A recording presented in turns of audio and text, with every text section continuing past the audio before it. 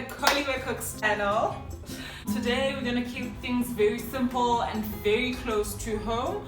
We're making ox liver that is going to be served on a bit of a salad with a chickpea mash.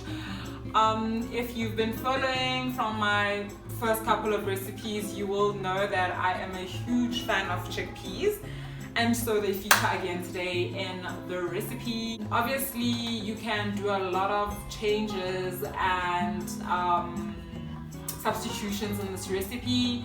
For instance, you can use actual normal mash as opposed to the chickpea mash that I am making. I'm a strong believer in trying to make healthy meals delicious and beautiful looking so that it is more exciting for you to make them and for you to eat them and for you to stick to the lifestyle of eating healthier food and more balanced food. More importantly, I do not believe in starving yourself, rather making better choices with your food leads to eventually a better result.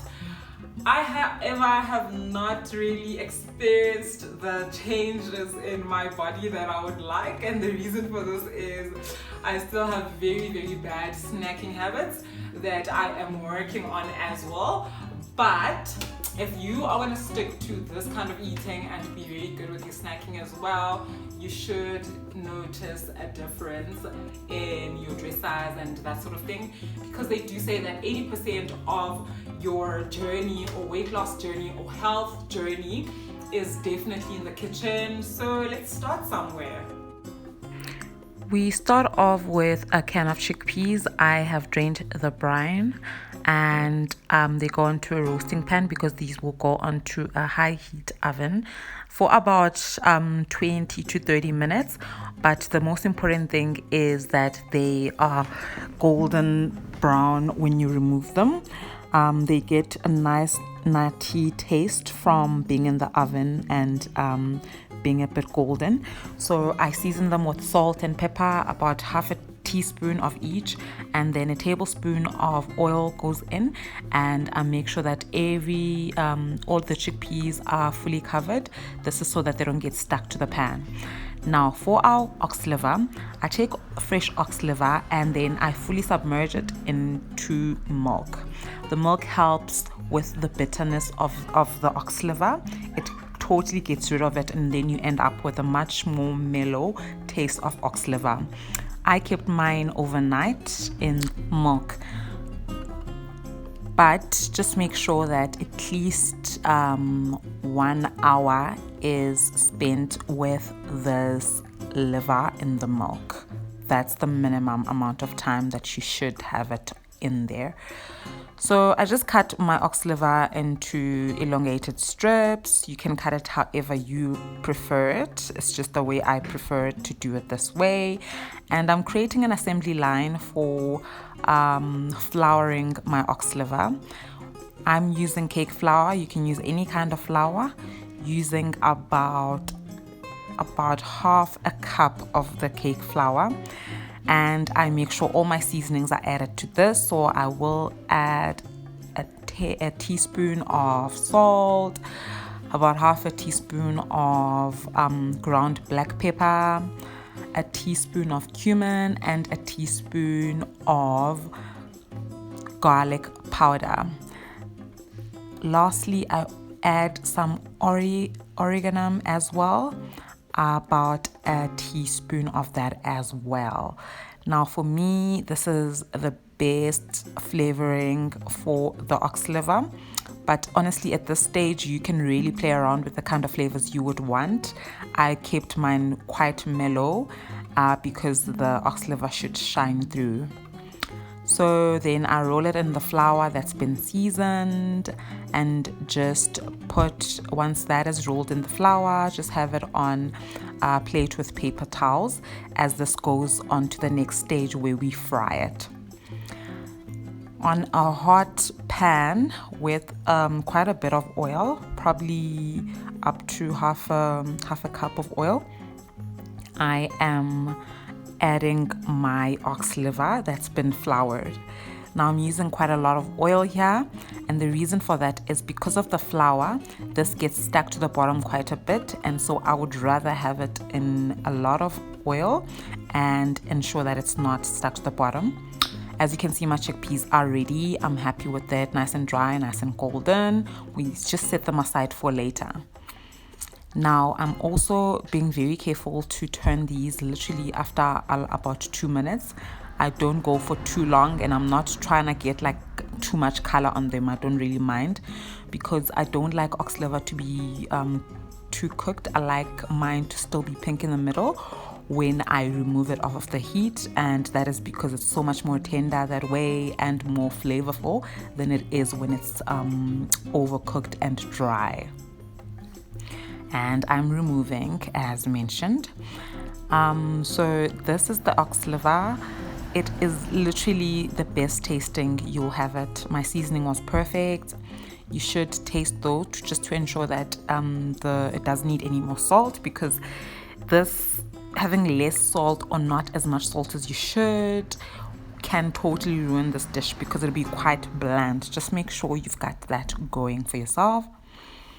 Removing the rest of my liver that was cooked. Now we move on to the next step, where I have a whole onion that's been cut into slices, and I am just gonna saute that in the oil.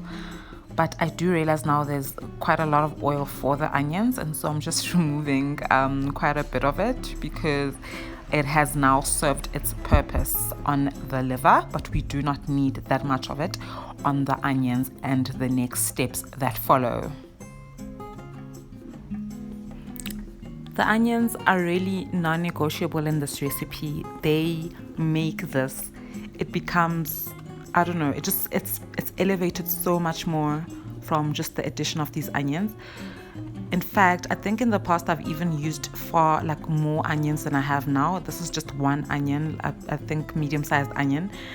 A big onion would be perfect. One large onion would be even better.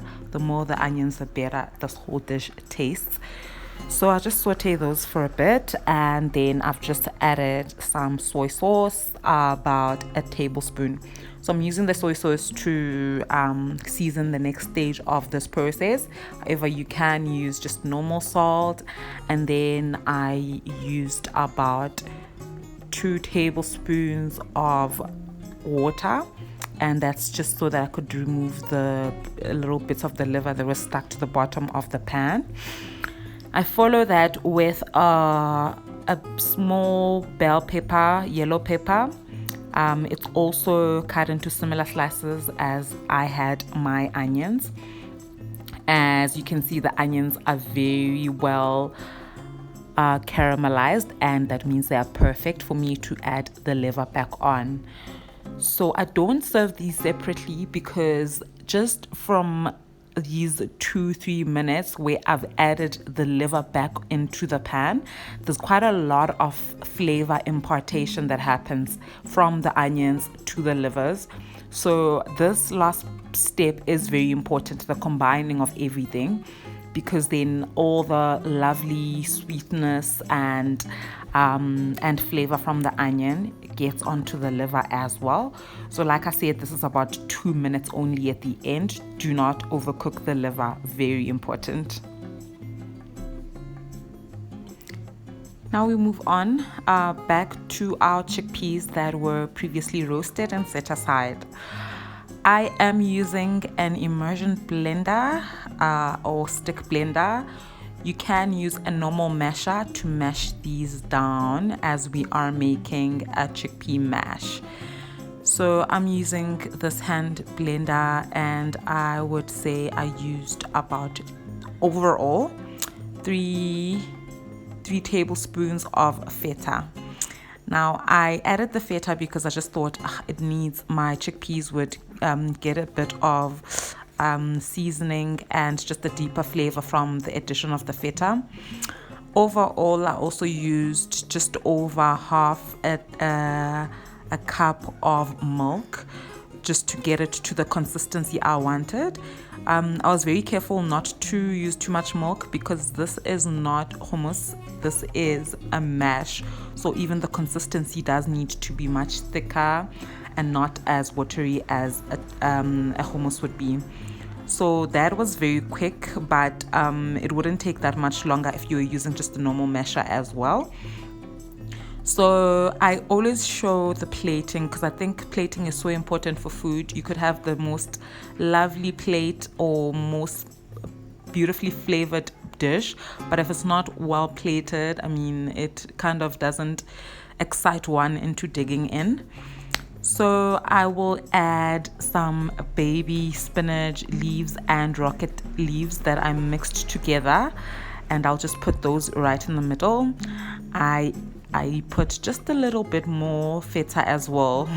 Literally, you can see it's very tiny. I don't want it to overtake the dish, but it does add another dimension to it.